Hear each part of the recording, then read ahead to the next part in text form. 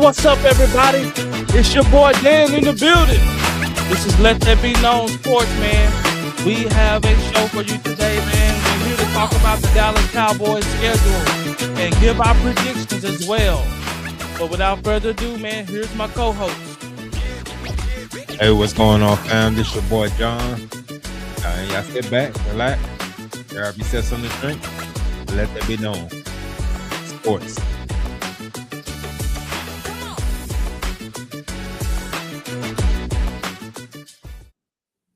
What's going on? What's going on? What's going on, bro? Oh man, nothing much, man. Just been cooling, man. Paying attention to what's going on out here, man. As football season begins to take its course, man. The off season, we're in full swing of the off season, so everybody's getting acclimated and trying to see, these final free agent pickups and who's gonna get who and who's still on the market and all these things, and the schedule drop, this Thursday, man, and once again, the Cowboys get screwed. Once again, never fails. And we got screwed more. We got screwed more ways than one. We didn't just get a hard schedule. That ain't just the gist of how the NFL messed us off, and why I think the NFL is against the Cowboys of having a successful year. Because for one, obviously, how do we get a top 5 hard schedule and we won freaking 7 games? How? I don't understand. That's the first gist. I don't understand that. I don't understand how some playoff teams got an easier schedule than us. Can somebody explain that?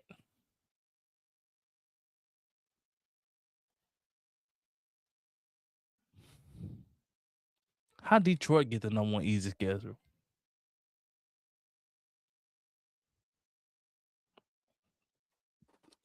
But man, the strength of schedule, man, is a concern. But I think a bigger concern for those who don't know, man, the Cowboys, man, they do this thing yearly where they have to do 3 games in like 11 days. It's insane. The NFL thought, oh, it ain't enough to just give you guys a hard schedule. And it also ain't enough to give you guys 3 games in 11 days. We're going to give it to you twice. we're gonna make you do it twice. Oh, you thought last year was tough. Oh, wait, you see what we got planned for you today when they dropped their schedule. And I said, oh, this is crazy. For those who know, around Thanksgiving time is around when Dallas have to do a tough stretch. It's 3 games in 11 days. But also, they screwed us and gave Dallas the same thing earlier in the year because we have to play Baltimore overseas.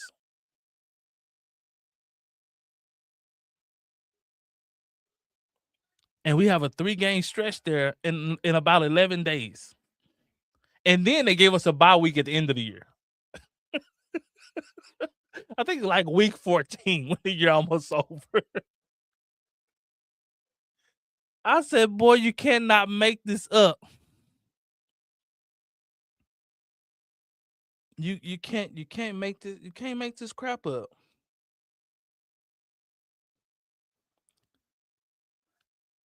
What they say there in the chat, John?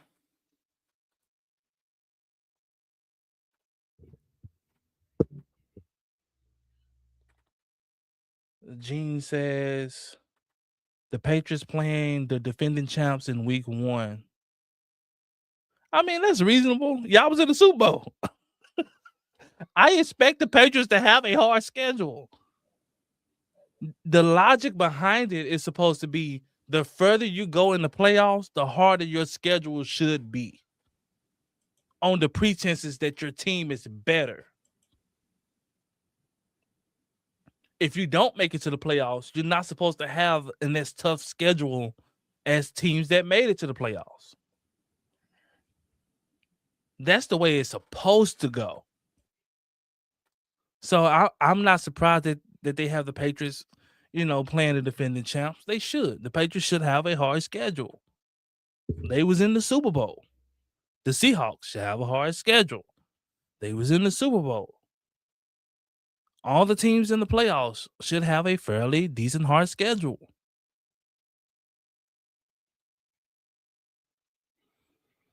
But man, what's your take on that, man? What's your take? Looking with your first look at that schedule. Man, we got screwed again, man. For somebody that didn't make the playoffs and only won 7 games, we shouldn't have a this type of schedule is for at least at the very least a playoff team. At the very least. And so this stretch, man, it's gonna be brutal, man. That We got a 5-game stretch like no other. No other, man. And I think considering how they had their schedule, man, that week 14 bye is gonna probably be in a perfect spot because we're gonna need it at that point. Man, we're gonna be cooked. We're gonna be tore down at that and point. We can't. If this is one of my major concerns when it comes to the Cowboys. If we don't find another running back to pair with Javonte Williams, we're gonna be in trouble. Yeah, I don't think they done making some moves here and there. I think they're gonna try to get closer to it once they get to training camp to see.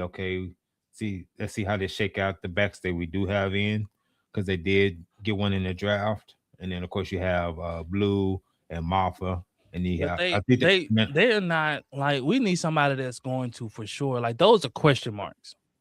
Well, I think that's why they're waiting to see if they're ready or not, and if they're not ready, then especially like with running backs, you can find them pretty easy. A good serviceable one. We have a starter, but we just need a good serviceable backup, and I think that's much easier to find than some other positions. Man, because this gauntlet here, we got Baltimore week 3, then following Baltimore, we got the Texans, we got the Buccaneers, we got Green Bay, and then we got Philly. That's a 5-game stretch for your behind.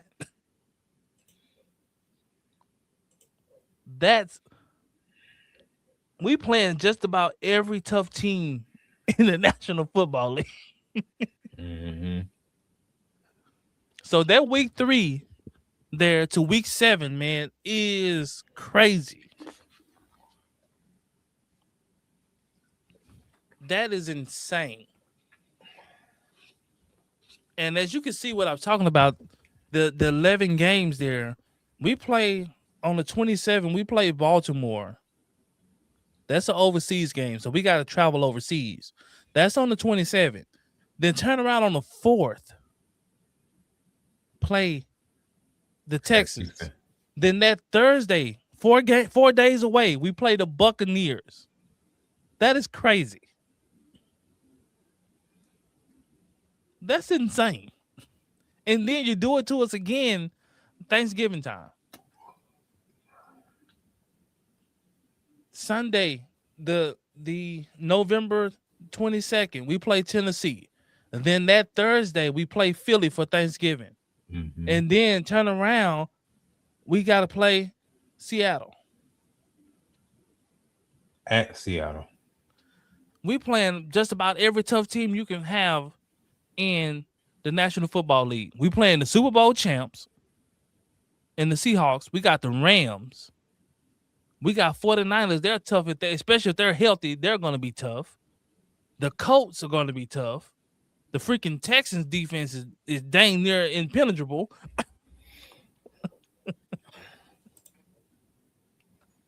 I'm like, man, this is insane. And then how are we playing the Seattle Seahawks in the preseason and then turn around and play them in the season?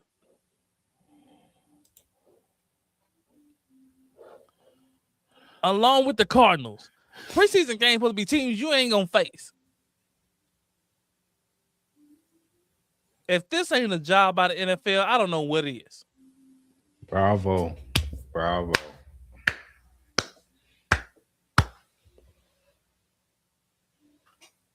If this ain't a screw job by the NFL,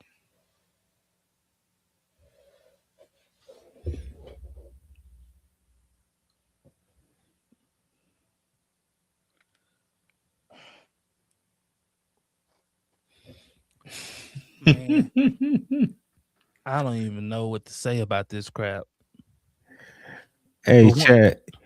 Y'all put in the chat there. What are y'all thoughts about this schedule? Because this is one for the books here. this mother is brutal.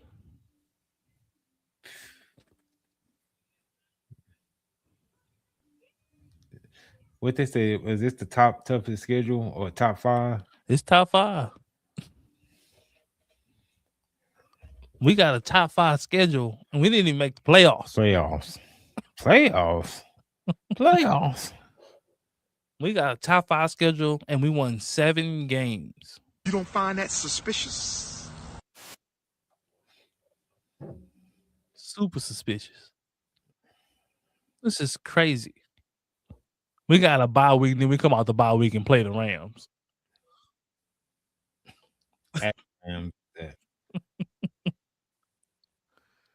We play at Seattle, bye week, at Rams.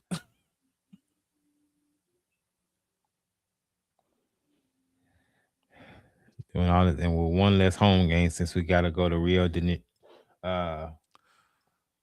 Where they playing at? Is it in Brazil? Brazil. Yeah, Rio is in Brazil. So they in Brazil. So that really ain't a home game. It's almost neutral ground. I don't know why they even counted that as a home or away. It's pretty much a neutral game. They're gonna be cheering for whoever make a big play. It don't matter who scores, they're gonna be cheering. I wonder what they promised Jerry, because Jerry is ain't no way he took this. Ain't no way he took this land down. Ain't no way. Jerry is very serious about his home games. That way he bred at. He's very serious about his home games. So for him to play this Rio game, they had to promise Jerry something. For them to give him this schedule, they had to promise him something. When Jerry got this schedule, which was probably months ago when he got this schedule, I know Jerry was probably sitting there like, what in the heck is this? Ain't no way Jerry took this and was like, oh, okay. I just want to know what they promised him. I know what. The referee better be working in our favor. I tell you that. We need 4 to 5 games where the refs get involved on Cowboys' behalf. I'm just going to put that out there like that. Take it how you want to take it. I'm just going to put that out there like that. Say what you want to say. You screw us like that, hey. Say what you want to say. Ain't no one playing fair. No, not at that point, man. Some gotta give. Man, but we gonna get into, man. Me and John gonna start going down this list, man. And I honestly believe, man, that the Cowboys will win the division this year. But I believe that the division won't have a lot of wins at all. I believe that the Philly will come in second in the division, maybe, depending on how the Giants look and if the Giants can stay healthy. But I honestly don't see nobody in the division over 10 to 11 wins. Just being realistically. I'm a Cowboy fan, but realistically, I don't see nobody winning more than 10 to 11 games in the NFC East. With that being said, we're going to go down this list, man. And we're looking at week 1. We start the week off with the New York Giants. Sunday night primetime game. I have a win with this. John, what you got?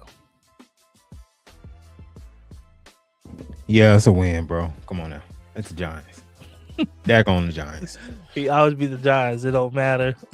Just if Dak is healthy, we don't lose to the Giants. Even if they have a record-breaking day like last year. We Don't just matter. don't lose. Then following Sunday, we play Commanders. We got back-to-back division games. I got another dub in this one. Me too. I don't think that the Washington Commanders got much better. They lost look like they're gonna lose Deebo Samuel. Outside of Terry McLaurin, I don't really see any more threats that they have offensively. So I don't see, I don't see where they improved. Even defensively, I mean, they got Sonny Styles, but outside of that, I don't really see where they got better. The Giants got better. I would give them that. Up front, they were stupid. They need to get better than secondary, but for some odd reason, they doubled down and decided to get better in their front. And their front was already pretty good. They needed help severely on the back end, and everybody on God's green earth thought they was going to take Caleb Downs or one of these corners that was out there. Delane was there. They had 5. Delane was there. He was an option. Caleb Downs was an option. I thought they was going to bolster up their secondary, but they didn't.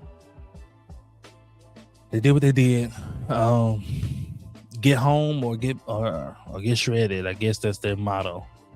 But I have a win there back to back. I also have a win against Baltimore. I have Dallas taking their first loss against the Texans.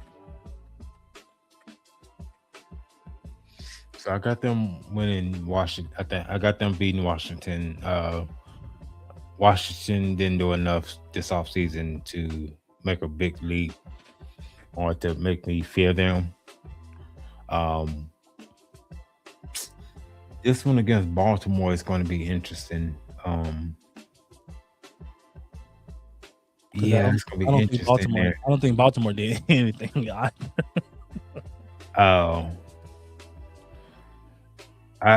think I'm going to take them beating Baltimore because, for one, they're in a new system, and so they're going to still be trying to work out the kinks in their new system, let alone they didn't really do a whole lot in the offseason. So I got Dallas taking that one. Then against Houston, yeah, that defense is for Houston. It's tough, man. It's going to be a defensive game, and it's going to be who can score first. Yeah. And their defense is better than ours. And yeah. Aunt Gaiman said, I have a feeling the Giants will surprise everyone. I think the Giants will be better, but with Malik Neighbors coming off of an ACL, and then he just had another surgery a couple of days ago. He had to go in and clean up scar tissue in his knee. Who did? Malik Neighbors. Oh yeah. So he had an ACL, I think MCL, PC. I think he had a lot. I think he messed up a lot of stuff in his knee. And then this past week, I think he had to go in and clean up a lot of scar tissue. Mm-hmm. And he has to turn around and try to heal from that. And then he had to continue to try to rehab from that. And without a number one receiver, that's going to be difficult to deal with. Teams are going to stuff the box without a threat out on the outside. So without Malik Neighbors, I don't think the Giants' offense is scary. With Malik Neighbors, yeah, they can put some fear in you because, yeah, he's a threat on the outside. But with the surgery and you fooling around with the knee, yeah, That's and then on top of that, you're in talks with Odell Beckham Jr., who's over the hill. And so if you're flirting with that type of signing at this point in his career, well, because they need a receiver, man. but I don't know why they won't reach out to Stephon Diggs. I would go that route before I went Odell. That is true, and you can get him pretty cheap right about now, considering the off the field stuff. You know, that's the thing about the Giants. So I don't know what condition that Malik Neighbors is going to be in. I don't think the Giants know what condition he's going to be in, especially since he's having another surgery. It's already difficult coming off of ACL, point blank, period. That's going to take some time getting adjusted. But when you go and you got to clean up scar tissue, and it builds up because of lack of mobility. So when you're laid up and you're not able to move a lot, you have a lot of scar tissue that builds around and it needs to be removed so you can have more flexibility. That lets me know that he wasn't ahead of schedule in his rehab. When you're still laid up and that tissue begins to build up, around. And so, prayers up to him, man. I'm not a Giants fan, but prayers up to him. Hopefully he have a safe recovery. I won't say a speedy recovery, man, because take your time. He's young. Yeah. But moving on back to the schedule, man, the Houston Texans, I have us taking our first loss there. I have us beating Tampa. Yeah. I have us beating Green Bay. Yeah. I have us beating Philly. For some reason, I'm scared of the Cardinals. I don't know what it is. They always beat us. I don't know what it is. I'm going to flip it. I think we'll win. I don't know what it is. So I think because we always split with Philly. So I think since it's at Philly, we're going to It ain't going to be no split. It ain't going to be no split this year. They get rid of AJ Brown. They get rid of AJ Brown. It's over. No matter who's there, bro, it's always a split with Philly. We not gonna. It has always been. We gonna sweep the division this year. Okay, Daniel's calling for a sweep against the division this year. We're sweeping the division this year. It's only so many booties you can push. We gonna sweep the division this year. I don't care how far he stick his fingers up that man booty. So Dan, he's feeling dangerous. But I think we beat the Cardinals though. Yeah, the Cardinals, man. Cardinals, what are y'all doing? Why would you take a running back? It's the Cardinals, bro. Why? It's the Cardinals. That's what they do. That's what bad teams do. They made dumb decisions. I wouldn't even been mad if you took a freaking offensive lineman. I wouldn't even been mad at that. This is what they do. This is why they're bad teams. You took a running back that you can't freaking block for. It's gonna be the same like it was for Gentry last year. That's what they do, man. When you're a bad team, you make bad decisions. I wouldn't even be mad if you got another receiver to pair with Marvin Harrison.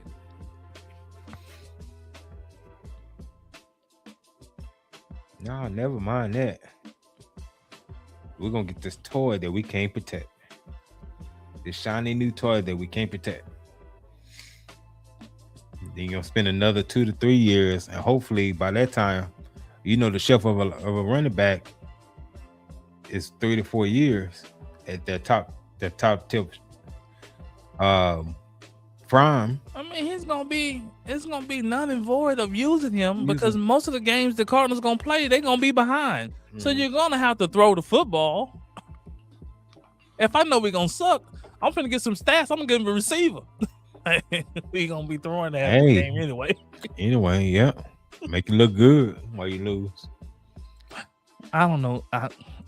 Man, Cardinal fans, I know y'all, man. I know y'all hurting, man, but yeah, we're gonna wax y'all.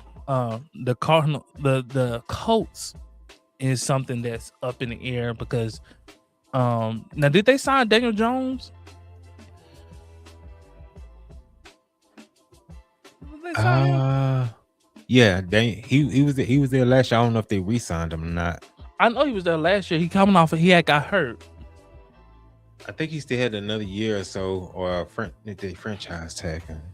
Let me see. Yeah, so he signed a 2-year, $88 million. Maybe. Okay, so well, after the year he had, he was kind of. It happens. They offered him $100 million, I think, 4-year. He turned it down. Oh, it said can reach up to 100 million with the incentives. Yeah. So him coming out that injury there. But it was 50 guaranteed.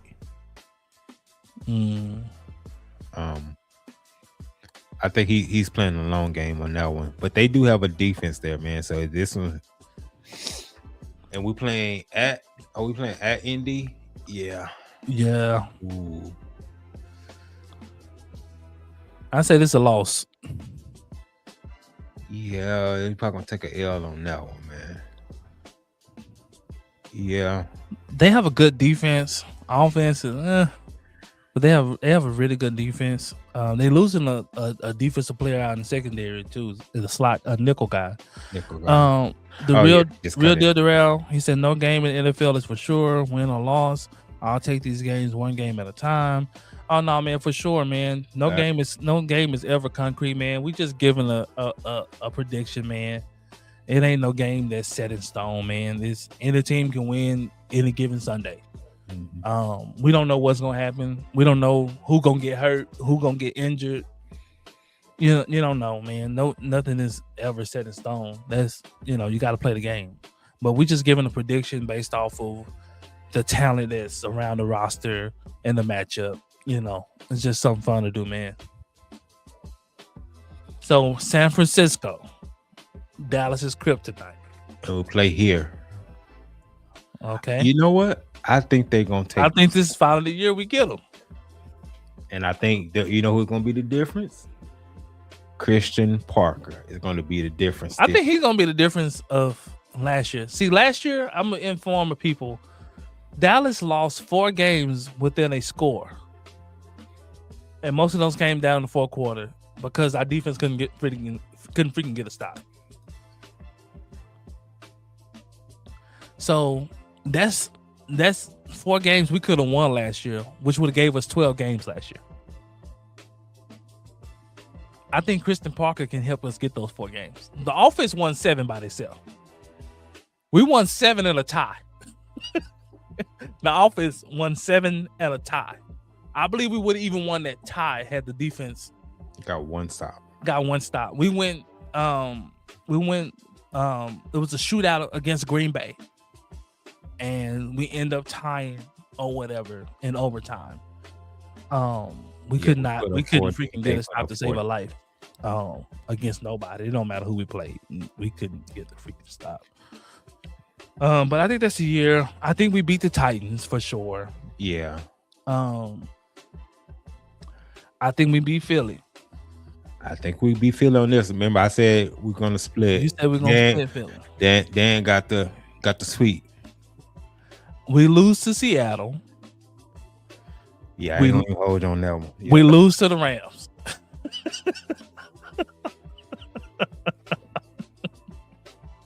Especially in that time frame. Because there's so many games in the time frame. So many games. It's crazy. Yeah. And then they're away games. They're not home games. So far, that's 4 on my list that I've got us losing so far. I think we beat Jacksonville. I think we're gonna lose to New York at the end. Nah. I think we beat the Commanders. I think Dallas lose 5 games this season. So let's see who I have. How many we have losing? So I said 1 of Philly. What did we say? Seattle, we're gonna lose that one. Rams, we're probably gonna lose that one. Houston.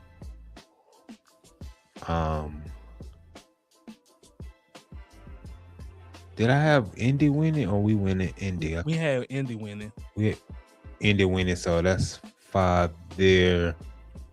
I think I had one more because you had a sweep of somebody. I had the division sweep. I said we're gonna win all 4 games of the division. So I said Houston, All 6 games, brother. 1 Philly, Indy. Yeah, because this is who I had. Well, you must have 4. So I had Texans. I had us losing at the Texans. Okay. I had us losing the Colts. I had us losing Seattle. I had us losing to the Rams.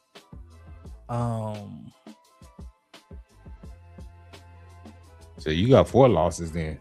So I have 4. I think I picked one division loss. I think I said we'll lose 1 division game. Oh, you said the Giants. Yeah. So I had us 5 losses. Okay, so we both have 5 losses. I think the difference between 12 and 5, something like that. 12 and 5. No. 12 and 5, yeah. So we both got them going 12 and 5. Both got a loss in the division. He got the Giants getting 1. I got Philly getting 1 in the division. But we have them at 12 and 5. The real is that the season goes well if the Cowboys get solid play at left tackle and right tackle, cut down the penalties, and become a dominant red zone offense. Yeah, that's the way. That's the ways for the offense to get better. But I think for the team to get better, I think it starts defensively. When you're last in defense, like that's the reason why the Cowboys didn't make the playoffs last year.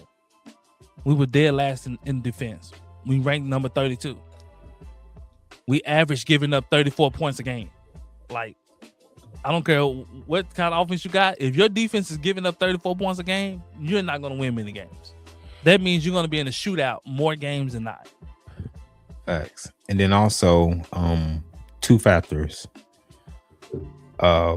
We definitely have to get better in the red zone, but also we was dead last at starting position. Oh in the my NFL. gosh, I could not stand that starting at the 10-yard line. 10-yard, we was dead last in starting position. So, mind you, we had a top 5 offense starting with the worst starting position in the league.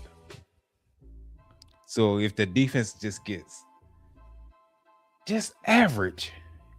We're not even asking for an elite defense. Just average. Just be an average defense.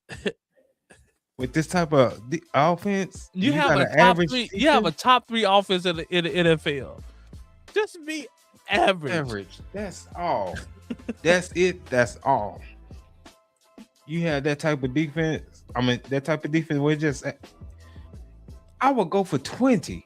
Like the Rams had an elite offense and an average defense. Their defense was average. It wasn't special. It wasn't nothing like that.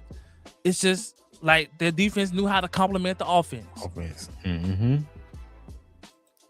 When you need to stop, okay, let's at least try to get a stop. Here, it was like water. We go score, and they gonna give it right back up.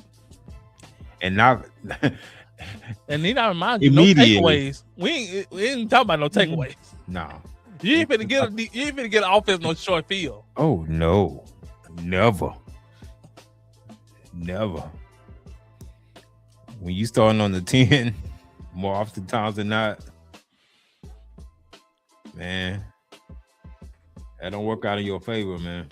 You know, so it's all going to start with the defense. How about the third down defense? It could third and forever, and the Cowboys would give a. That's the stuff we're talking about. That's what we're talking about. It's 3rd and 24. How do you give up the 24 yards? No, we're gonna give up 25. That's what we're gonna do. We're in prevent defense. And we're you're supposed to be playing the line to gain. Yep. The dude would catch it right at the line. I'm like, how in the world is this possible? How do you let something get behind you?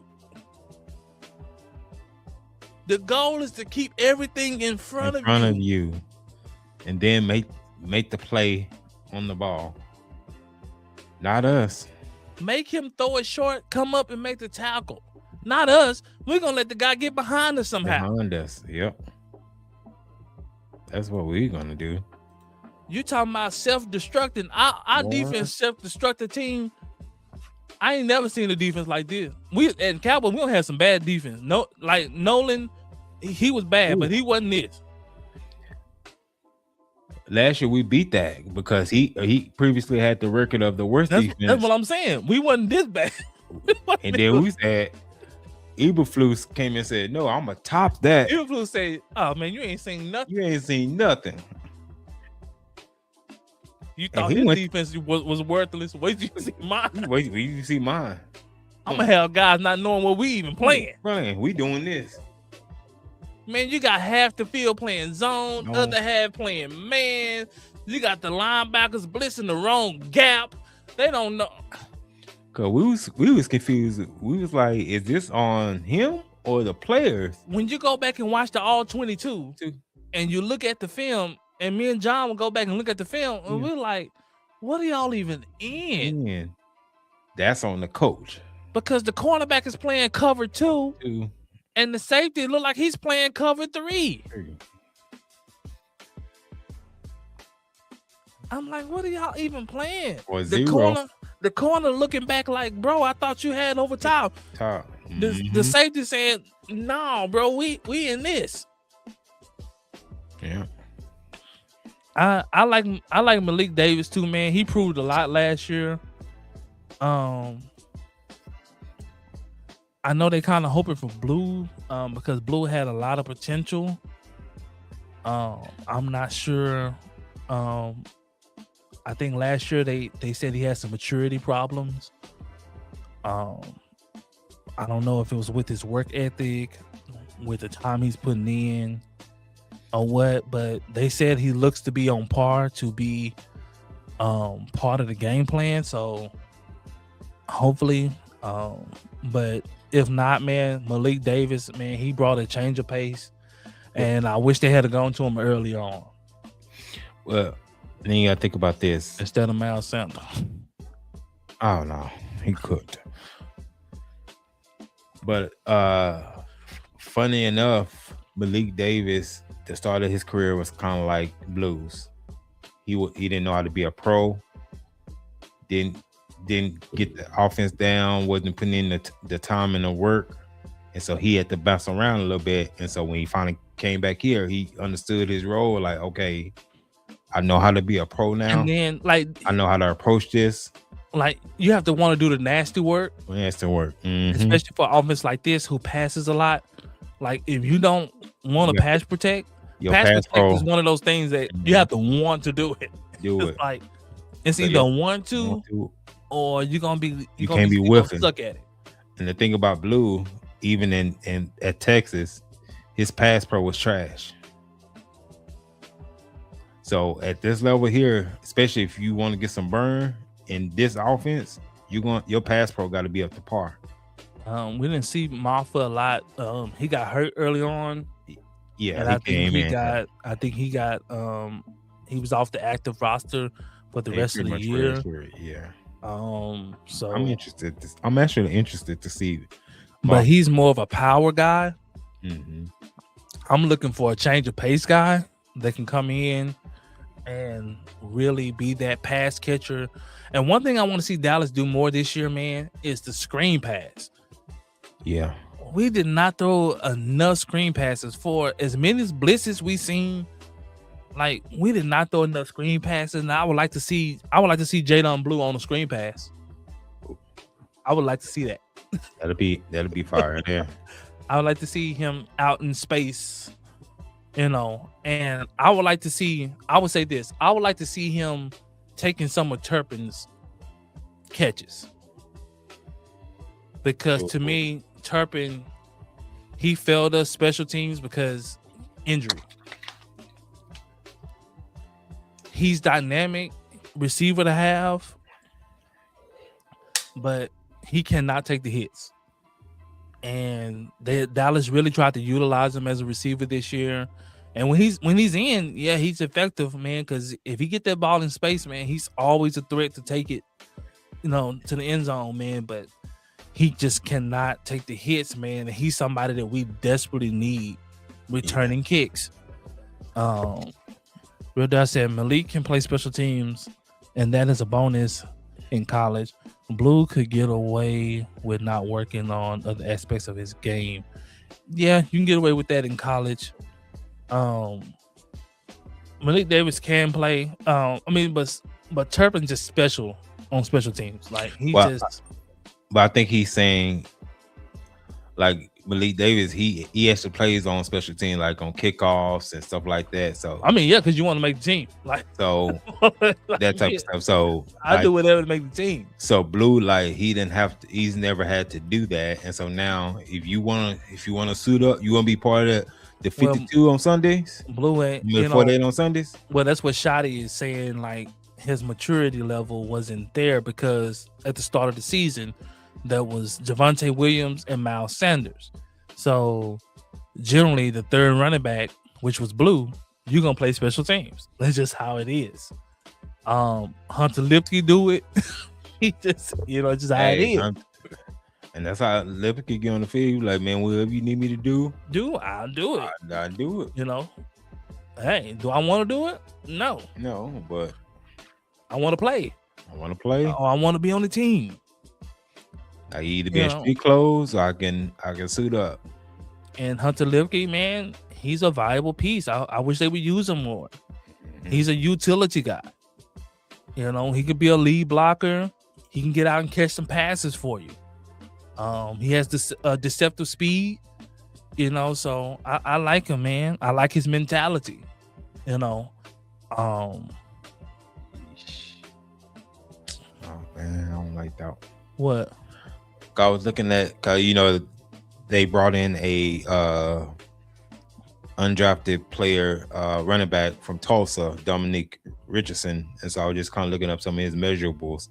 So I thought he would be like a speed guy, but he runs a 4.5, and we already kind of got them guys here. We need somebody. That's why we needed Blue, because he's the 4.3 guy. Yeah.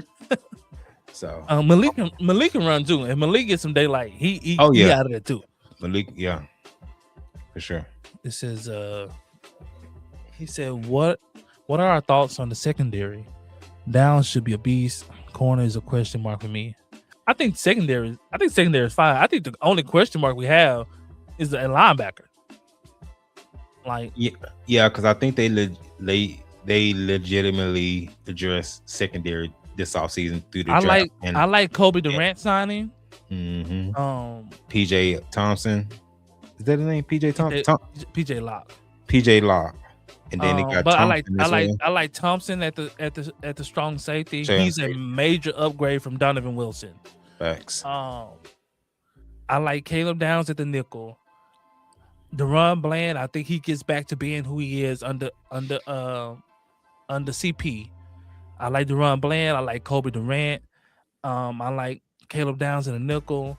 I like Thompson at the strong safety. And you still have Malik Hooker too. You still have Malik Hooker. I like PJ Locke coming in from plays from time to time. I think we made some upgrades for sure in the secondary. I think we made upgrades in a linebacker. I'm just interested to see who's gonna play what. Like, we don't have any defined roles for our linebackers. Like, we pretty much know what the secondary is gonna be. We pretty much know what the defensive line is gonna be. We don't know what the linebacker is gonna be. Mm-hmm. Who's gonna play middle?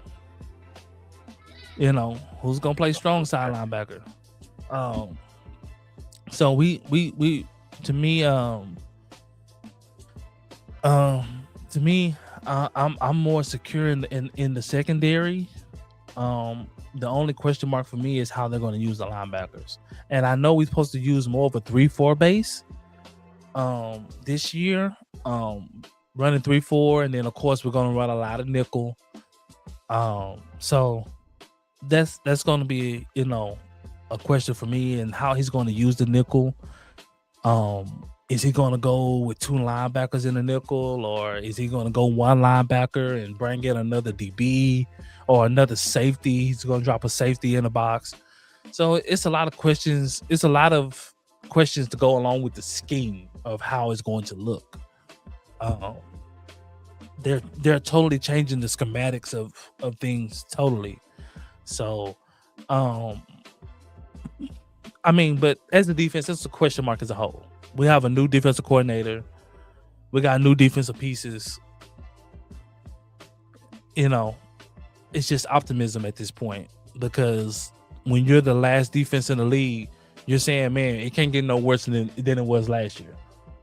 We were at the bottom last year.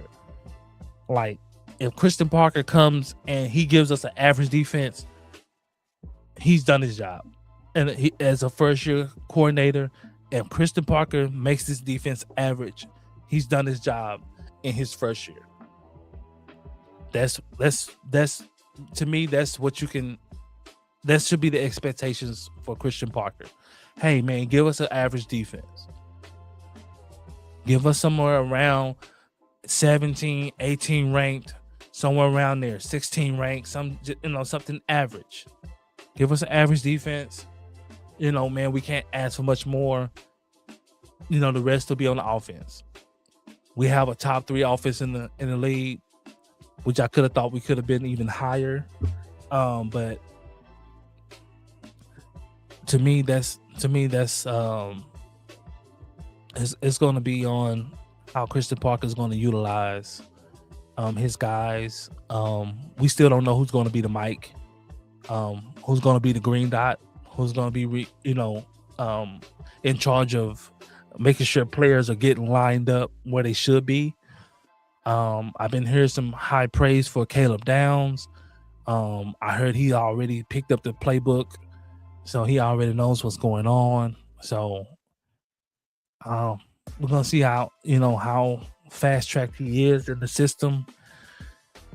So to me, it's just going to be kind of a waiting game. But like I said, for Christian Parker, if he gets us to an average defense, he's done his job in his first year.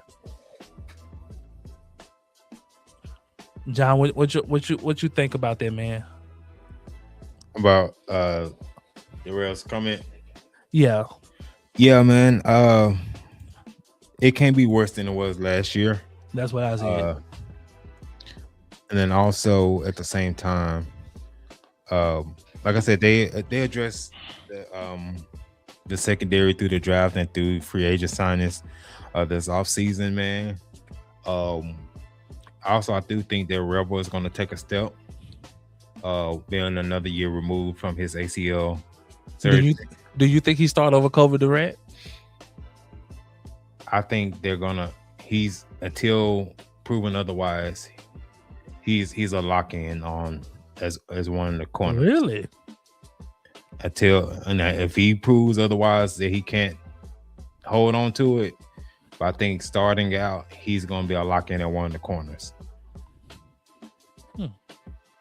Like I said, man, this secondary is interesting because you have a lot of pieces. Kobe Durant is a ball hawk. He is a ball hawk. So I don't know if they're gonna have him at the other corner or put him in the slot, or have. I mean, that's where Caleb Downs supposed to be. Well, Caleb Downs gonna be everywhere. So in the nickel and dime, he could be anywhere. And if we're playing a lot of nickel, he's gonna be the nickel. Yeah. So it just depends. Sometimes they may have Caleb Downs in linebacker. I said in the nickel, I wonder this Christian Parker gonna take one of them linebackers out the field. Oh, absolutely. Especially in certain nickel packages, absolutely. And you stick a guy, you have maybe Caleb Downs and PJ Locke down there in the boundary there. Now that could be dangerous now because you're talking about putting the clamps on those tight ends down there. It eliminates a lot of mismatches. With them linebackers getting caught on tight ends, or them linebackers getting caught on shifting running backs. So I'm interested in seeing, but I'm interested in seeing who's gonna be the green dot as well. I am too. Now, one player I'm saying it now that you're gonna have to watch, keep an eye on, and that's Jayshon Barham, that linebacker. He's something else. He violent Keep too. your keep your eye on. I'm saying it now. Now they saying they gonna put him at some off-ball linebacker. Now he played off-ball linebacker in college. Some say he's better at off-ball linebacker than he actually is. You know, because he played both. He played both, but some say he's better at off-ball. We shall so see. Now, because it was questions like, man, are you gonna put D Winters at in the off-ball position? Who are you gonna put at the off-ball? But they're saying that they're looking at Barham. I like Barham, man. I like his mindset, his mentality, his tenacity. The way he come downhill. He's really trying to lay something out. And then I heard a quote for him. I read a quote for him this past week. He said he's coming in to take somebody's spot. So when you come in there with that type of mindset, you know what type of time you got to be on. I mean, you gotta be on demon time. That's for sure. You got to be on demon time. So that's I'm saying it early. We're gonna do a lot of training camp coverage and off-season coverage, but I'm just saying it now. I mean, it's gonna be tough, man, because D Winters like that, and he has experience.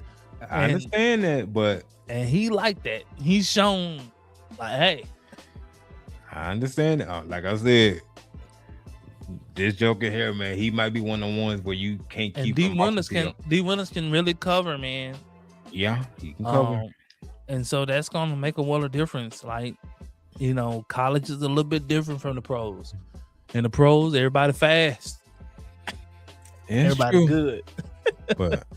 And so it's much more than just coming downhill. Yeah, that's an aspect that's really needed. But you have to be able to also handle yourself out in coverage as well. And Dallas has had linebackers over the past that just hasn't been able to accomplish that in no shape, form, or fashion. I like this one here. He's 6'3", 240. When last time we had a big linebacker, like a regular size linebacker? Let me say that. A regular size. We've been having a linebacker that's 210, 215, 220. So I mean, I think it's more so of a mindset too. Like it's linebackers who were undersized, man, but their mindset, man, they got job done. It's true, but and it's more so of an IQ thing to me. Mm-hmm. How well can you diagnose things? That separates guys in the NFL. There are a lot of talented guys in the NFL, and what separates guys from being elite to just being average is IQ. Do I know what the heck is going on out here before that ball snap? How much? 60-70% of the time, do I know what's going on? That's what separates guys from the offensive side and from the defensive side of the ball. What separates a receiver from the offense, from regular receivers to elite? Do you know what coverage you're running up against? Mm-hmm. Do you know when to sit that route down? Do you know when to flatten your route out? All those things makes a world of difference. It don't matter how fast you are. Speed does not matter. Not at this level. Let me ask you this. That man Jerry Rice ran like a 4.6, 4.7. Working, cooking. Let me ask you this. Who is your early prediction to be the green dot? I have 3 guys. Caleb Downs, because it's been discussed that he's already know the playbook. And this has been told by one of his, his teammates, another rookie, who said they went into rookie camp, and he said he was shocked by how well Caleb Downs already knew what to do. He already knew where to be, timing. He knew what to tell everybody else to be. And he said, man, I felt like I was far behind because like he's running full speed ahead and he doesn't need to be told like, hey, you need to do this or you need to do that, or man, you need to be on the inside here. He just already knows. And so with a guy like that who already knows what's going on, he knows where to be lined up, he knows where his teammate's supposed to be. That's one thing that stood out to me what Caleb Downs said. He said, it's my job to know where my teammate's supposed to be too. So he's a guy. I would even look at a guy like Jalen Thompson, the strong safety. And I was also look at a guy like D. Winters, a guy who's been playing next to Fred Warner.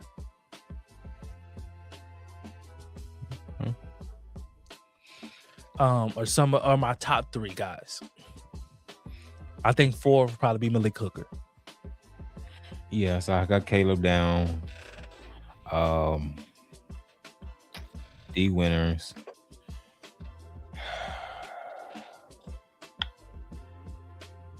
And then I got Malik Hooker. You know, quiet as kept. You know, he has a very high IQ. He plays smart. And that's what you need. Those are my 3 for potential green dot guys. What? So, what's your over under on Overshown playing the whole season? Man, hey, if he want a contract somewhere, because it ain't gonna be here. He want a contract somewhere, he better play, boy. I don't care what's hurting him. He better limp out there and play. It's contract year. And man, you ain't played a full season since you've been in the NFL. You got drafted in 2023. And you played 17 games since 2023. Just let that sink in. It took him, how many years that? 3 years? It took him three seasons to play a full season. And he didn't play the full season. No, I'm saying it took him 3 years to amount to a full season. Full season, yeah. He's only played 17 games in a span of 3 seasons.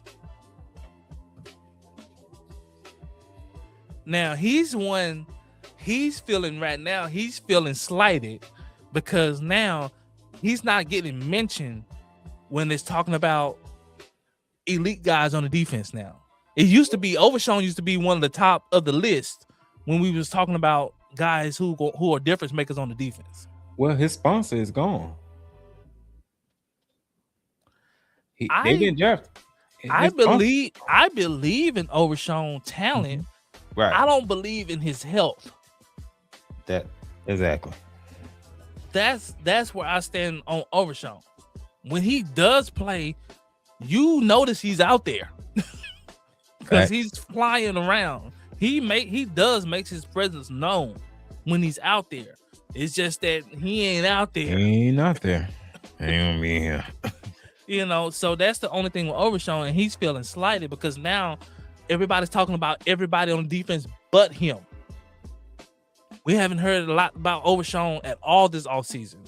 They've been talking about Caleb Downs, Jalen Thompson, even Kobe Durant. They've been talking about Quentin Williams, Kenny Clark, Malachi Lawrence, Ezra Raku, Rashawn Gary. But it has to click for him. Like, bro, we gave you the benefit of the doubt the last 2 to 3 years. And I keep forgetting we got Rashawn Gary. Yeah. So we've been giving him the benefit of the doubt. And so at this point, it's like, bro, it's put up or shut up now, bro. I mean, I think that he understands that, but I think that it's not even so much like the benefit of the doubt. It's just so much of like, is your body failing you? Like, it's not that, you know, nobody's not slighting you because you don't have talent. People are slighting you because you can't count on you. because we don't know if you're going to play. Yeah. The best ability is availability. So you want to know who plays like Overshown? D Winners. Yeah. Go back and watch the 49ers tape. Yeah. He's everywhere. He's everywhere. At speed. He got speed. He's flying sideline to sideline. Yeah. It's the reason why they brought D Winners in. That is true. So if you drop out, not if you drop out, you're gonna be behind D Winners. So you don't, okay? Wait. So you don't think he's going to start?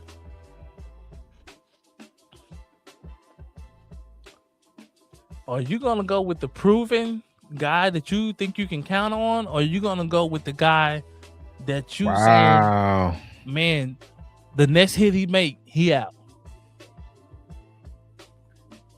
Wow.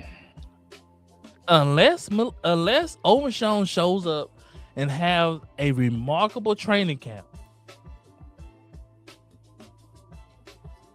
D Winners will be on first team.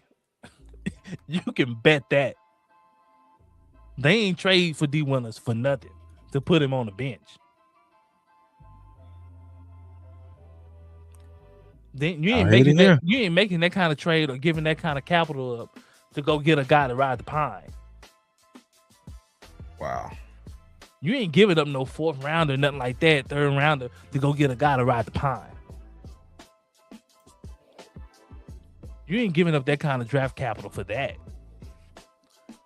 You have intentions on playing, buddy.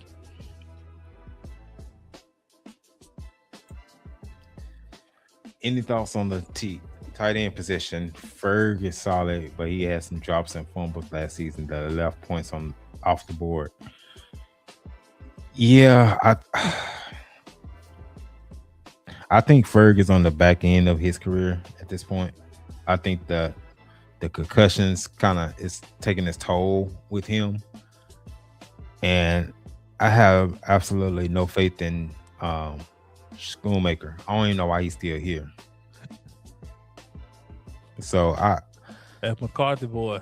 That's McCarthy boy. He need to go to Pittsburgh with him, because here he just never impressed me. It's nothing about him what he's done to impress me. Now I will say they did bring in some tight ends. That boy out of Baylor, man. That man child. He look like a receiver, boy. That boy. So that may get Schoonmaker out of here. But my thing is this: with him, I know what he can do for a catching standpoint, for route standpoint, but we all know that a tight end is an extension of the offensive line. Mm-hmm. How well can you block? So that's my only question to him. If he can block, he gonna take somebody's spot for sure. Yeah. That's the only thing that will hold him back. Right now, he's probably the purest talent tight end wise that Dallas probably got on the roster. Yeah, because we still got Bourbon Spanford. He's on the roster. And so for just raw talent, if you just say, hey, line them up, raw talent, raw measurables, the boy from Baylor, without a doubt. Now the question is the physicals. What can you do in the run game? Do you want to block? And that's going to be the $1 million question there. And so as of now, Ferg is quote unquote proven that outside of the penalties. Now I think Ferg is still a top 10 guy in the league. Do you think he can, at this point, improve his run out the catch? Because right now he's like Jason Witten. He can get open and catch the ball, but no yak. Like the last 2 years, there's been no yak. I mean, last year Dak been hurt too. So, I think last year he didn't. I think the year before he didn't even have a touchdown because Dak was out. So and then now this year it's like everything is like Jason Witten. He'll catch it at the spot, but then I don't know if he too fun with running after that catch after them concussions. but that's why I said I think he's kind of like on the backside now, man. Because like I said, the concussions, man, they can take their toll, man. You know, I like Spanford. I like him. Man, tight end, man, just one of those things, man. You just have to have this nastiness about yourself and the way you carry yourself.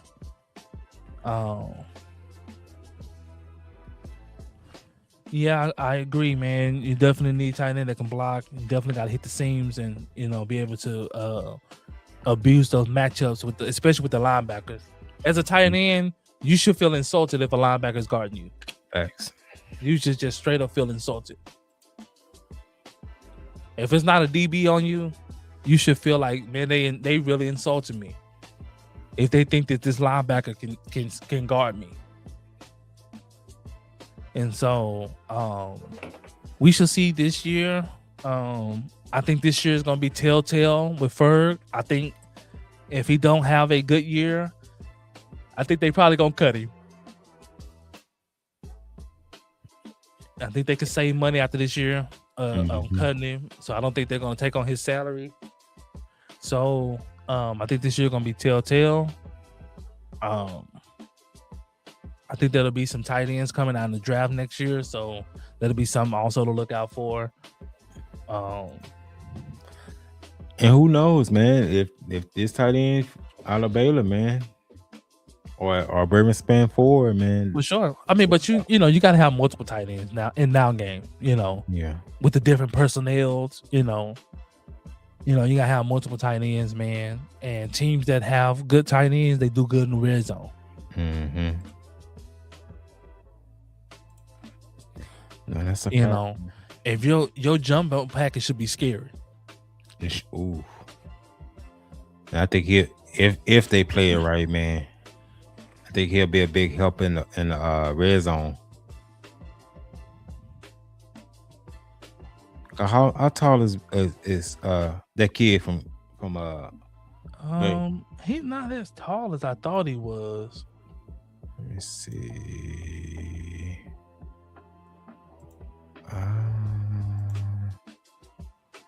How tall is it? Michael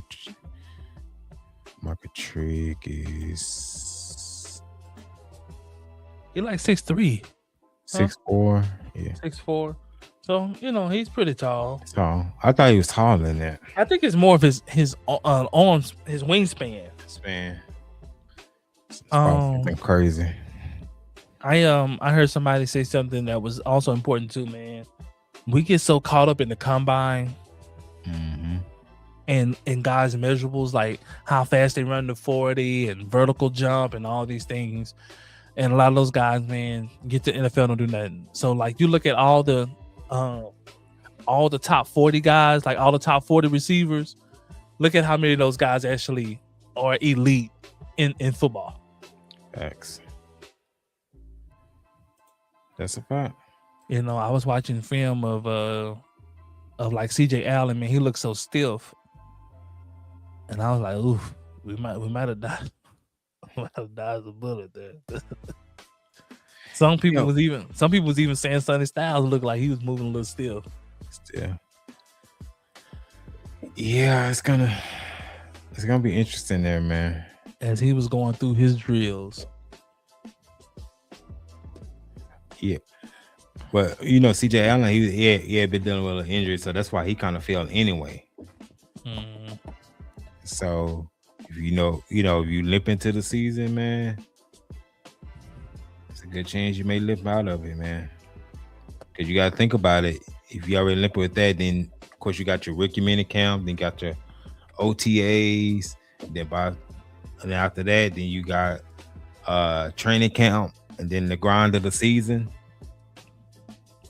I think training camp is harder. It's the hardest aspect of the season because it's every day, sometimes multiple times a day. And then you got preseason games. So if you are unproven, you playing in them preseason games. Absolutely. And then after the preseason game, the next day, y'all back at practice. At practice, like you just didn't have no game. And so I think the whole training camp, man, is crazy. Hey, please, y'all, let's hit this like button and also hit that subscribe button, man. Hey, man, hey, Daddy. I was hoping nobody was gonna ask about that, man. Oh man, yeah, man. Since you asked, man, I appreciate you being on live, man. I'm gonna talk about it, man, but make sure you hit that like button, man. Hit that like button, man. Hit the like button, dude. And the subscribe button. For those who don't know, man, the popular social media content creator, the Cowboys content creator, West Coast Cowboy, was arrested by the feds, by the FBI, for allegedly sex trafficking. And I heard it's pretty bad. And I heard it. One of the young ladies, she probably was underage as well. So it's probably as bad as it gets for West Coast Cowboy. If it is true, man, we dissociate ourselves with West Coast Cowboy. He just West Coast. I'm not laughing at the matter because it's a serious matter, but if Buddy moving like that, man, he's not a Cowboy. We just gonna call you West Coast. The real, he stepping out on it. He said, yeah. It's true. So it's true, man. I looked it up, man. When I heard it, I said, man, is this real? And I went and looked it up, man. He got a mug shot and everything, man. The feds on got him, man. He in federal custody. Yeah, man. It's tough, man. You know, I hate for any content creators, especially Cowboy content creators, man. You know, to be moving something like that, doing something like that, you know, that's that's definitely, that's definitely low, man. That's definitely scum. You know, I consider you scum, man, for you to be doing like that. It's already scum for you to be trafficking anybody, let alone anybody that's underage. You know, and he has kids, so that's always, so, man, but that's what they got him on. That's what the charges they got him on, man. Like I said, man, that's the extent of that I know about it. I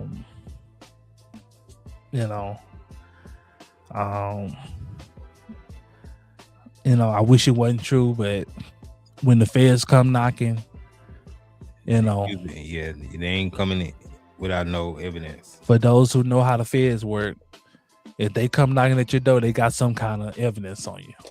They not like the state. The state will come pick you up off of just hearsay. The feds, they'll sit on it. They'll watch you until they can get enough evidence on you. They just want a conviction. So, unfortunately, guys, he has been brought into custody. Man, but that's how that rolls, man. I wasn't gonna touch it, but it is what it is, man. You guys ask. If you guys ask, man, me a legitimate question, I will answer it. That's what we do over here, man. We do interact with our chat, man. If you guys ask a legitimate question, man, we will do our best to answer that question here. It's a little bit different from other platforms. They pretty much ignore their chat. But we try to answer, every question that we can. But man, this is what we think of the season. I'm interested to see, man. I'm interested to see Ezraku and Malachi Lawrence. Danny Lakers. I mean, he trying to go. My telephone has been blowing up about it, bro. That's why I asked. Hey, We man. understand, man. I It's just- understand, man. I've been getting notifications too. I'm like, "Ooh." You know, I seen it earlier today, man, and I had to go look it up and see if it was true, and to verify it, and it was true. You know, it's not a lot of Cowboys content creators who talking about it. Any thoughts on what you see from Joe Milton? I hope he was Damn, boy. enough. Man, you know how I feel about Joe Milton. That boy, he can't throw a rock in the ocean, but he could throw it. But he can launch it though. I think honestly, man, I think that Sam Howell pickup was good. I think Sam Howell can be a legit backup. I think Joe Milton has all the talent in the world. He just don't have the skill. And this is where talent, the difference between talent and skill. Talented means I'm gifted in running, I'm gifted in strength, I have all the measurables, but I don't know how to use those measurables. Skill knows how to use the measurables. You know, it's one thing to be fast, but do you know how to use the speed? Facts. It's one thing to be able to throw the whole football field, but can you use that rocket of an arm? And so I think Joe Milton, I'm hoping Joe Milton takes a step this year. And I'm not even sure if it's the film room. I just think it's just his skill wise, like him, just ability to be able to make simple throws. Like I never seen a quarterback so inaccurate on like slant routes. Like he throwing slant routes and it's way up there. And I'm like, man, you're gonna get your receiver killed. He going across these linebackers and you want him to jump. You want him to jump up here for the slant route. Like you got to put that on his body. And you think that he would see enough of it because Dallas tore the league up with slants. Like George Pickens, CeeDee Lamb are slant killers. And you know, he has, you know, front row seat of how to navigate that and how to execute that. And I'm hoping that he takes that step, because like I said, he is a very talented guy. It's the reason why he was drafted. But yeah, Sam Howell had a winning season. I'm just gonna say that. Yeah, and so it's a reason why they brought Sam Howell in. For one, like Dan said, he had a winning season. Also, he knows how to be a backup, a successful backup. One of the things about Joe Milton that kind of cause for concern, of course, he has all the tangibles. It's the intangibles that he's lacking. So what if we get into a game, we get up, we put him away, you put your backups in? Joe Milton at this point will be one of the ones that will lose you the game because he will throw it to the other team. Fact. That's what he's shown. And so with Sam Howell, if you put Sam Howell in that same position, he's gonna close the game out. He can manage. Yeah, he can manage it and close it out. Now it's put up or shut up this offseason for Joe Milton, because if not, you got somebody that's capable of being a successful backup here. And Sam Howell. Yes, and I think what's gonna lose him if he hasn't improved, I think what's gonna lose him is going to be the preseason game. Yeah. And Sam Howell knows how to run. He knows how to scramble. Joe Milton has speed, but he don't know how to use it. I'm like, dang, you fast, like, bro. Well, he runs like he's the fastest person on the field. Of course, you're not. This ain't high school. These guys are coming after you. So if you got that window, you got to get up out of there and get down. And he's yet to learn that now. Unless, like you said, these preseason games that he's going to play in, because he's going to play in them, because You're in a competition for backup QB2. Facts. So it is either gonna be this or practice squad. So this is gonna be your choices, homie. But you got to show us something. You gotta show us some of these intangibles. The world knows that you got the tangibles. You got the height, you got the look, you got the rocket arm. Can you make the accurate passes? Can you read some defenses? Not saying you got to read all of the defense, just some of the simple defenses. Boy, you go back and look at some of that preseason tape. It was so many open guys out there. Yes. And he's throwing into double coverage, and I'm like, it's a guy wide open, Joe. And Lord forbid if anybody's is running the 9 route, he's gonna throw that ball. Oh, he gonna throw it. He gonna overthrow you. He gotta rock it up and on. It could be double covering the guy on the 9 route, and he's still gonna throw that ball. Without a doubt. He said Trey Lance was bad too. He was look at his first read, and then if that was taken away, he would just run. He did that at North Dakota State. He did. And we had, if you go back into our archives, man, we did a whole study on Trey Lance of doing that same thing. My thing with Trey Lance is he was a one read quarterback, but he will stir his read down from the time he say hut to the time he throws the football. So if he's looking at the X receiver, he says hut, he's looking at the X receiver this whole time. And then he throws it to the X receiver. And I'm like, dude, like, where did you learn how to play quarterback? He didn't. Like, you got guys in front of you. Like, you're not watching and learning. Like,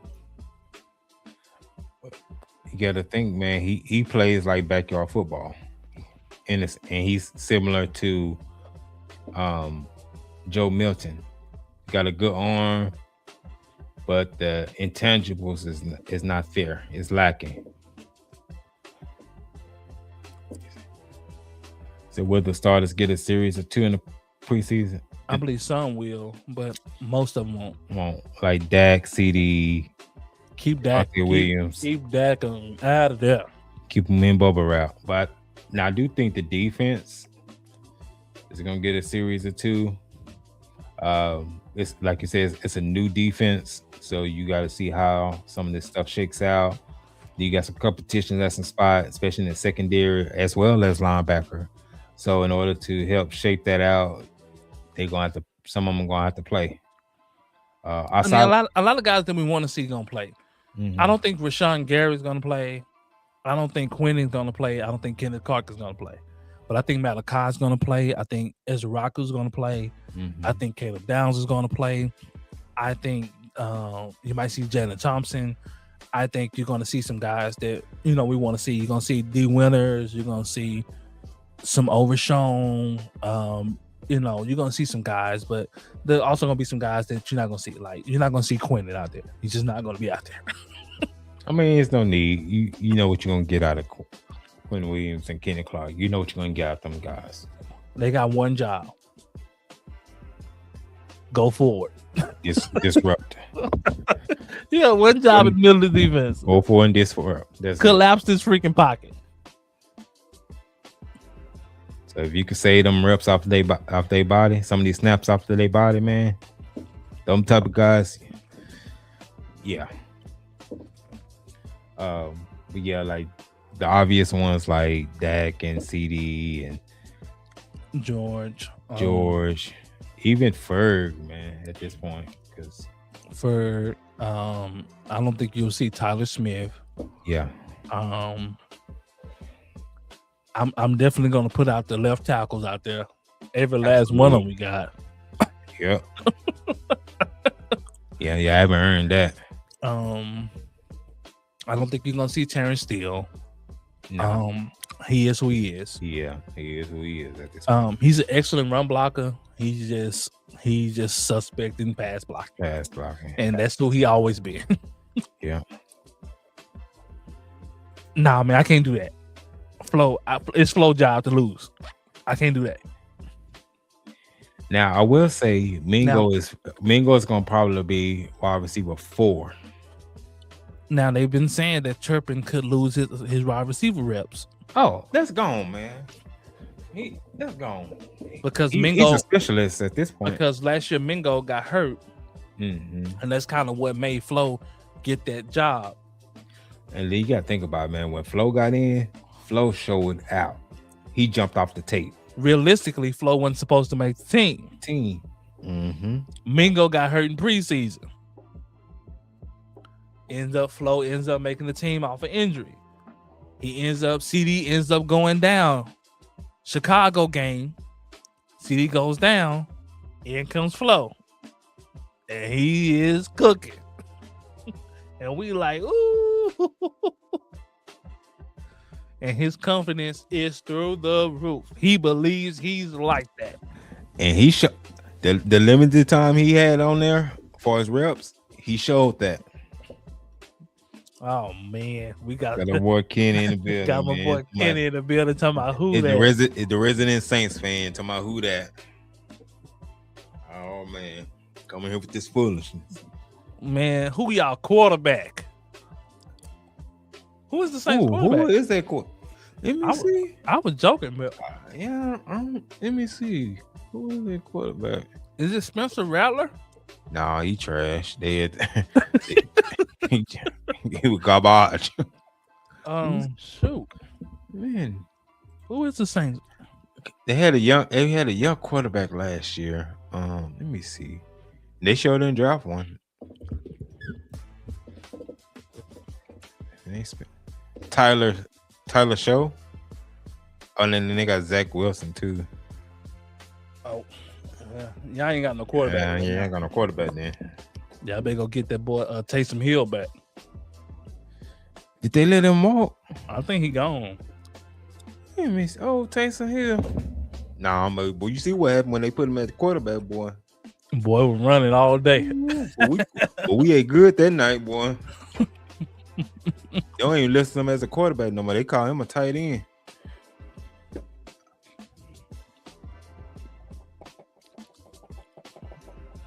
Mm-hmm. Yeah, he a tight end now. That's where he should have been. Mm-hmm. What he say? It is weird that Steele is a better run blocker than pass blocker. He played at Texas Tech that runs an air raid offense. But you got to think about it. As a lineman, it's easier to run block than it is to pass block. It's always easier to go forward. Because it's always easier to know where you're going than have to guess what the defender going to do. Dude, because you going back and then you have to also set. And you have to guess, is he going inside? Is he going outside? Is he finna bull rush me? Is he going to jab and work off of that? Versus run. I know where I'm going. I know what I need to do. Like I'm just going full speed ahead. Yeah, I need to block down. He already know I'm blocking down. Yeah, so it's always easier for linemen to be a better run blocker than they are. Terrence Steele is more of a guy. Now, if he can get his hands on you, he's pretty solid. But he really struggles with speed rushers. Mm-hmm. Now, bigger pass rushers, he tend to do okay, but it's the guys that have some speed on them. He just cooked. Like the TJ Watts, guys who can get off the ball fast. He's gonna have a long day. Long day with him. Facts. Kenny said we haven't had a consistent QB since June. Yeah, man. Yeah. Y'all refused to draft one when Drew was on the last leg. For some reason, y'all just refused to draft. Nah, they kept trying to rock with Taysom Hill, thinking he's gonna develop into a quarterback, and that's not who he was. Y'all refused to draft one, man. Y'all could have had took Dak. They could have took Dak. Yeah, because Dak didn't go into the 4th round, so yeah. Hey, we'll trade y'all Kamara for Joe Milton. How about that? Straight up. No draft capital. We won't even ask for a pick. Joe Milton for Kamara, and I think Kamara won out of there anyway. He don't want out of that. He don't want to be there. I'm going to my notes. Come on, man. Don't be like that. Come on, man. Don't waste the man's career. Holding that man hostage like that. Let that man go, man. How long Kamara been in the league? Like 10 years? Something like that. I think so. I can't remember what year he got drafted.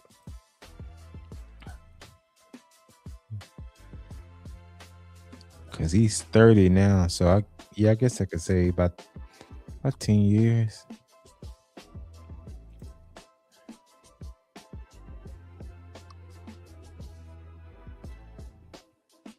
Yeah, because he got drafted in 2017. 17. So he's going into his 10th year.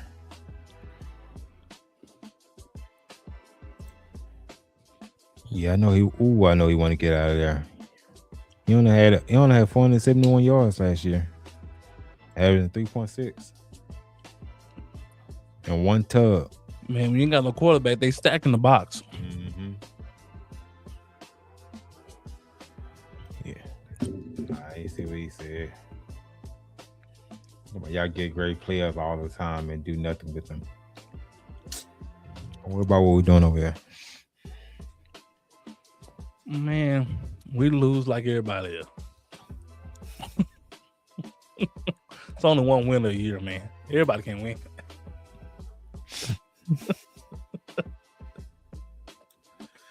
Oh, man. Man, make sure y'all hit that like, share, and subscribe button, man. Cowboys get good players, but they go get the wrong good players. They go get players that don't benefit what you need. Mm-hmm. We've been needing a D tackle for years. Yes. Nope. They get a D tackle. Offensive line. Oh, bro, how long have we need safeties? Jeez. I don't think we had a elite safety since Darren Wilson. Darren Wilson. Would you consider during his time, Will Williams? Would you consider him? He was in the league for about 3 years. Till the league found out he couldn't cover. Oh, you can't cover? When they found out he couldn't cover, let's go to 12. Let's go to 11. They went straight to 11 personnel, and he was cooked. I thought you can cover. Man, hey. You told me you can cover. Man, I ain't say I can cover. I said, give me a cover. I said, man, I sleep on covers. That ain't what you said. What I said. It was nighttime when I told you. Man, Roy Williams couldn't cover worth nothing, boy. He'll knock the heck out of you, man. Mm-hmm. But when the league found out he couldn't cover, man, he was done for. They started putting them 11 personnel packages out there where you had to cover, you couldn't be in that box. That was a wrap. That was the end of him, man. Darren Wilson probably was the last, elite safety we had that can kind of do some of everything, whatever you ask him to do. He can come down and make the hit in the box. He can cover up top, so he was kind of that last that the Cowboys have seen in recent years. Yeah.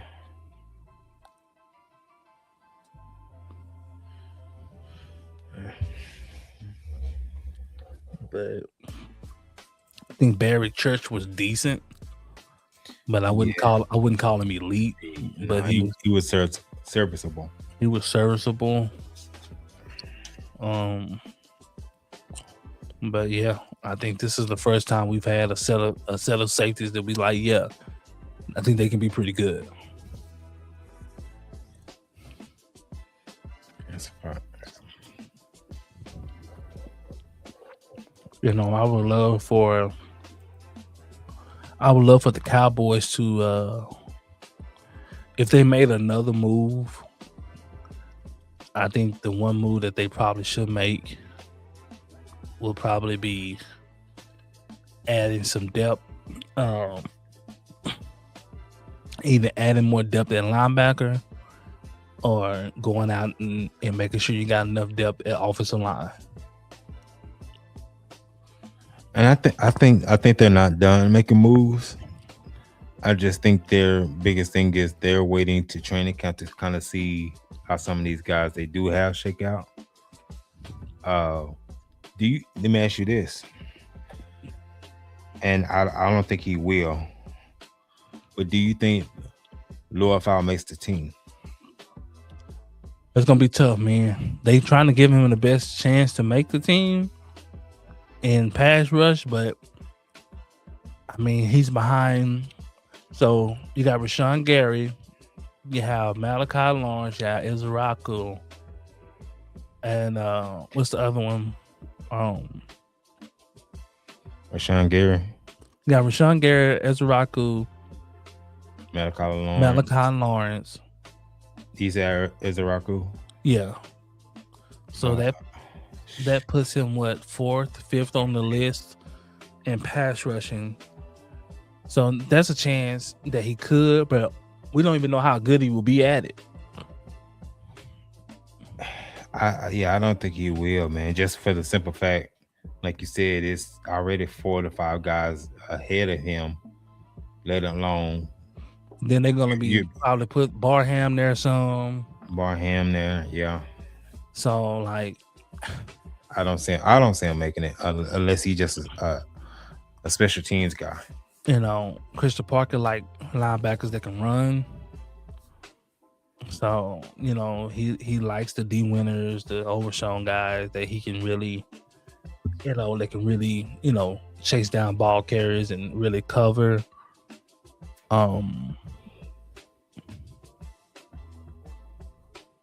But I think he fits perfect there. I just don't know if he fits because of the 3-4 scheme. Because if you need him to drop in coverage, I like it. Because you don't want a typical DN dropping in coverage. Yeah, I just don't. Yeah, I just think it's just a matter of depth at this point. It's just a lot of guys in front of you, you know, that you're competing with. And then on top of that, you don't have no sponsors here. All your sponsors is gone. And then, you know, I like the guy that got out of Alabama. What's his name? He got an old name too. What's his name? Overton something. Overton. What is his name at? Yeah, it's an old name.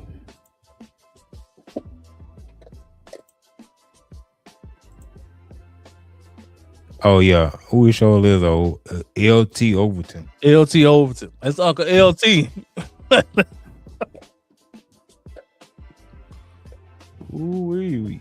So yeah, so that's another guy, and like you know, you just got a lot of guys that Christian Parker has brought in, that are in front of you, and so you know, and it's a whole different. Nobody's left over on the staff, so there's nobody to lobby for you.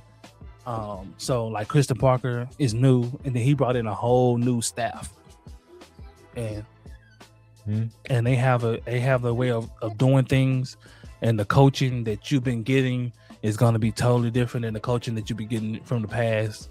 And so it's just how well he can adapt. And it's really going to come down to what can you do in training camp?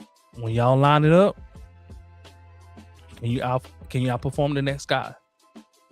And that's what it's really going to come down to, man. I like Lower Foul, man, but you know, he's put in a tough position. But it's gonna come down to how well can he outperform those guys. You know, so come close my door. I like Rashawn Gary. He was top in the league of pressures, so he gets pressures. He also plays the run very well. Something that shocked me last year of how well Izaraku played the run. Yeah, I didn't realize how well he will play the run. He's a speed guy. Normally, speed guys don't play run very well because you're normally running past the play because you use your speed. You know, a la Micah Parsons. There's a reason why Micah Parsons don't play the run very well is because he utilized speed. and a lot of times he get caught up on pull plays because you're running so fast, trying to get to the quarterback, and you end up running right into a lineman and getting washed up in the play. Yeah. What is your outlook on Izaraku coming into his sophomore year? I have every reason to believe that he's going to take another step. His ability to generate pressure was on display last year. Now I believe that he understands what it is and how he needs to maneuver. And I just think overall guys are going to be better because of better coaching.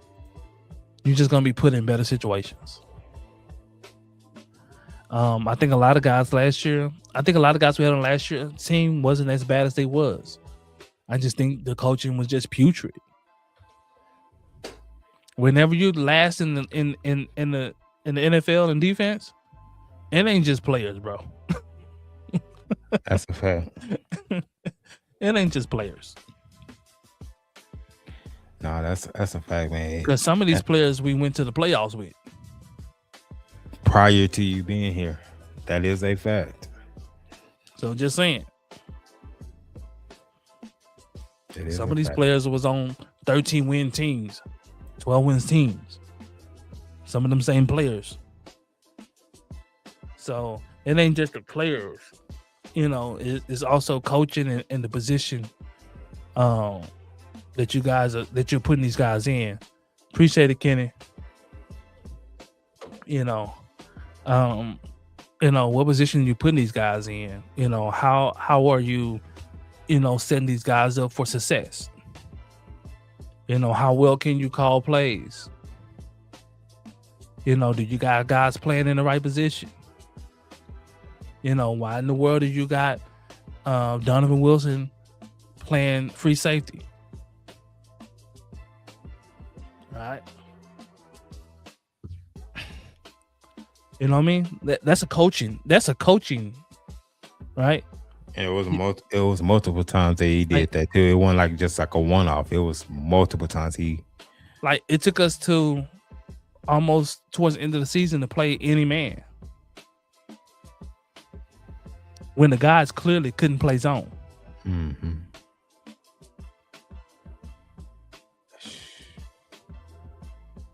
We getting torched in zone. Play some man.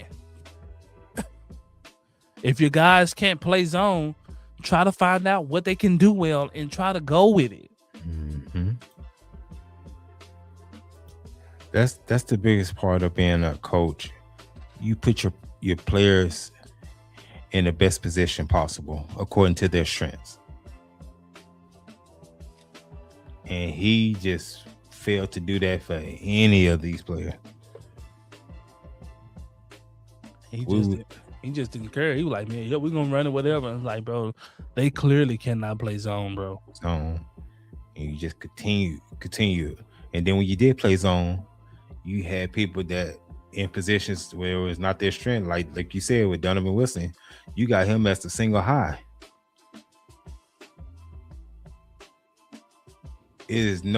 I've yet to see any reps out there of Donovan Wilson in coverage. If it's a third down pass play, I would use Donovan Wilson more as a linebacker. Linebacker, if you're going to keep him on the field like that, yeah.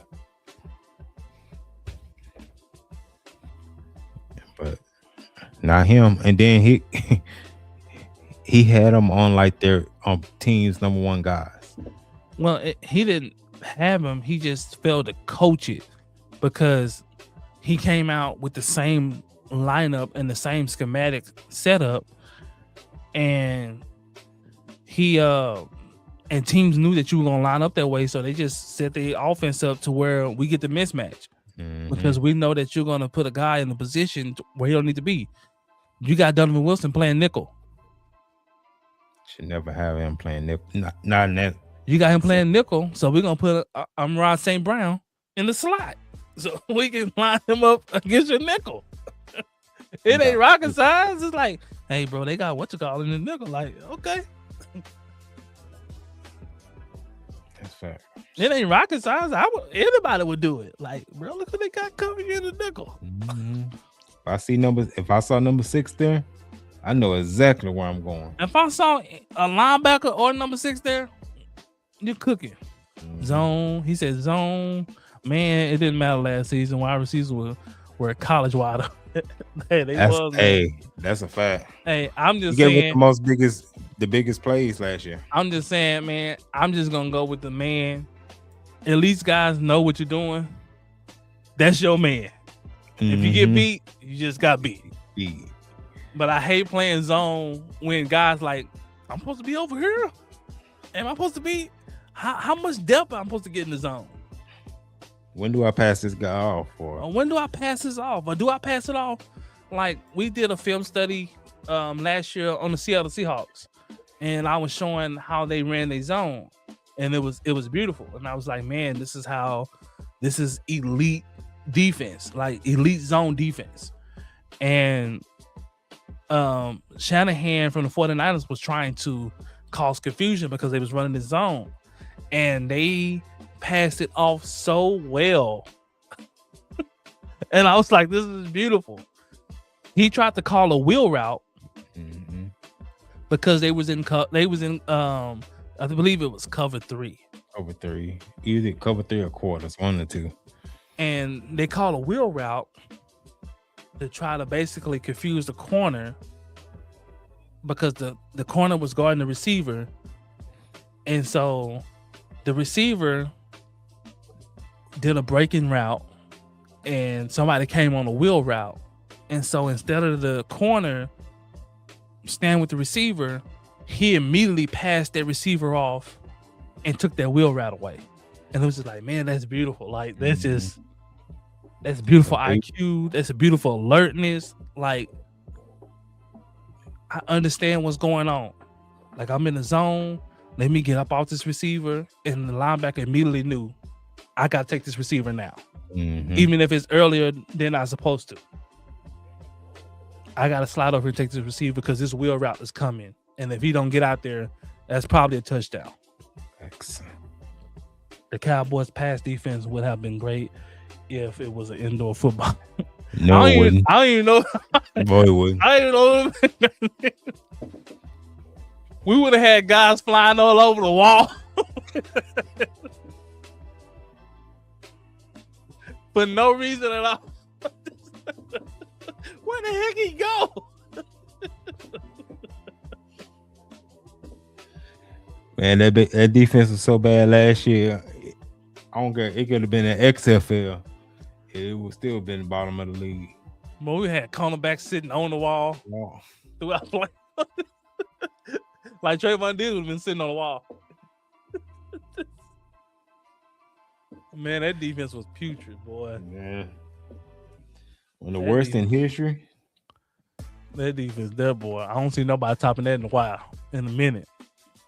You got Jerry said things, we got to change the way we do things around here. When Jerry did what he did this year, that's how I knew it was bad. When Jerry told Shotty, hey, do what you need to do. When he said Dak played the best ball he's ever played in his career. And we didn't make it because of the defense. He said it didn't matter. When he said that, and then he said, well, we got to make some changes. That's bad. So in 30 plus years, Jerry has never talked like that. And for him to recognize a prolific offense and it doesn't matter because your defense is equally as bad. It's on the opposite end of the spectrum. So you have elite here, and then you have the bottom of the barrel here. So it's just like, man, it's too much for the offense to overcome on a game in, game out week. Your offense had to put on a tremendous display in order for you to have a chance to win. Like, if the offense didn't play well, we knew we weren't gonna win. Facts. And that's just it. That's just the fact of the matter. If the offense came out and they got off to a slow start, and it's like, man, they're gonna take the time to figure this out, I said, man, we finna lose. because this defense finna give up points. They gonna do the defense gonna do their job. They gonna give up a point. The defense gonna be true to themselves. Last year defense, they was true to themselves. We are who we are. Every game we had last season was in the last 5 minutes, and it was still, and the other team had the ball. We already chalked it up that they finna go score. We finna lose. They gonna milk this clock and they gonna work their way down this field, and we gonna lose. If the offense just didn't go crazy and they're scoring on every possession, like we ain't finna win.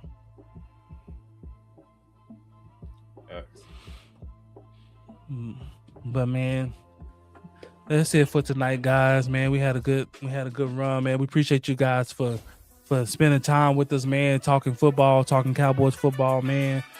Man, we're gonna start doing more live. So, man, look out, hit that notification bell, man, so you can be alerted when we go live, man.